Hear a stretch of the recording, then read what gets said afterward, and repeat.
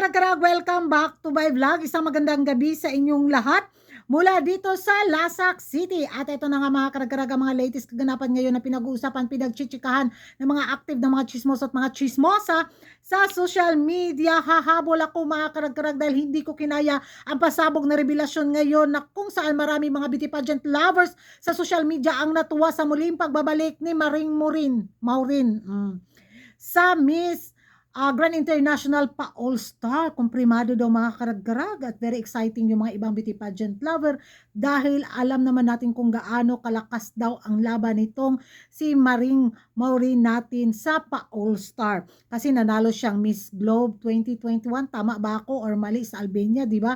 At nagkaroon ng intriga at mga pa-kontrobersiya noon sa, ano ba yun? Miss Universe Philippines, doon sa kandidata, ay kay Atisa Manalo, no? Yung sumali ulit si Atisa Manalo tapos nagkaroon ng chikahan galore sa social media na talagang kinuyog doon ito si Maring Maureen, di ba?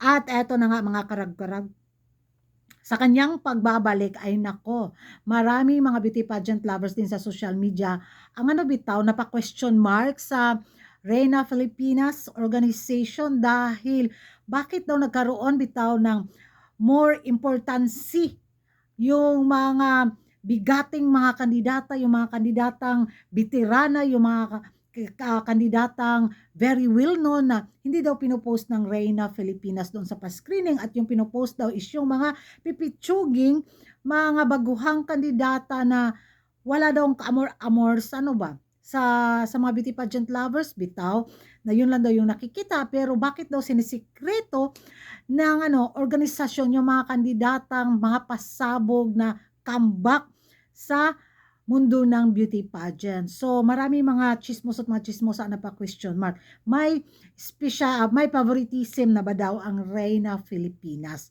sa mga kandidatang to? Dahil bakit daw hindi pinopost? Bakit daw may pa-thrilling, pa-eksena pa?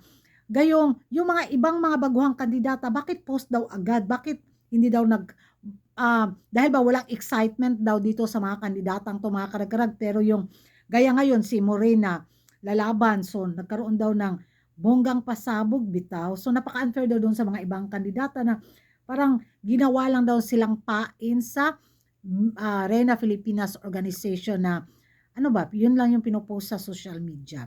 So, hindi naman natin masisisi yung mga chismosa at mga chismosa, di ba? Para mapa-question din talaga sila na desisyon niya ng organisasyon, yan lang yung magiging reaction ko mga karag-karag. Siguro may rason sila, di ba? Para more exciting yung eksena, kasi malakas yung fanbase nga ng mga kandidatang pasabog sa kanilang comeback. Kaya, dahil dito mga karag-karag, hindi talaga nakatiis si Maring Jojo Bragais natin. Ay talagang sinupalpal din yung isang nagkomento bitaw tungkol nga dito sa mga pa-question mark galore. So, kung hindi nyo pa nabasa mga karag-karag, basahin na ninyo.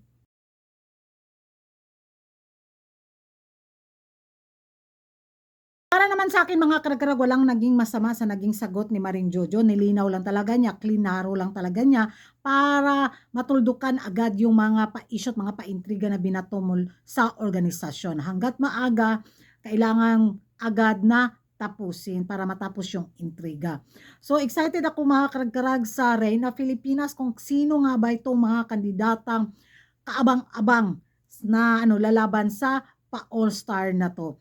So inaabangan ko si Michelle D, tapos si Budol, magbanggaan na silang lahat. Yung mga may malalakas na fanbase, yung mga malalakas na mga kandidata na hindi nakasungkit ng corona sa international pageant, hala, maglaban na sila lahat dito sa Reina Filipinas. Tingnan na lang natin kung hindi ba sasakit ang ulo ni Maring Jojo Bragais kung kanino niya ibibigay yung corona. May sasama ng loob, no, 'di ba? More exciting, more drama, more kontrobersiya, more pa-issue. Kailangan kailangan 'yan sa mundo ng beauty pageant. So ewan ko sa inyo mga karag-karag kung ano yung magiging reaction niyo dito nga. Nasasabak ulit daw si Maring Maureen. At mag-ingay tayo sa comment section, at kung hindi ka pa nakapag-subscribe sa YouTube channel ko, don't forget to like and subscribe Kuragan Karag and hit the notification bell para updated kayo sa mga latest kaganapan at latest ka sa mundo ng beauty pageant. And thank you for watching. See you in my next vlog. Bye-bye!